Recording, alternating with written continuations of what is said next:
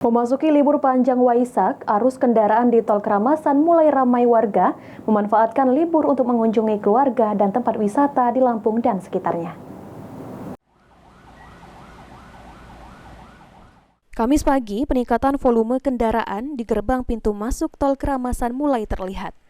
Kendaraan pribadi dan bus angkutan umum menuju Terbanggi Besar Pematang Panggang, Provinsi Lampung, mendominasi arus lalu lintas di Tol Keramasan. Libur panjang hari Waisak dimanfaatkan sebagian warga untuk mengisi liburan dengan berpergian ke tempat keluarga dan wisata di Lampung. Ini baru ke Lampung. Balik. Harus balik berarti ini kan? Iya. Oh, Kak ini ngapo bisa pacak kehabisan saldo nih? Banyak yang patokan kami banyak yang kehabisan saldo. Ini ngapo ini? Yo mungkin karena memang kehabisan saldo ya udah dipakai, Mas. Udah dipakai.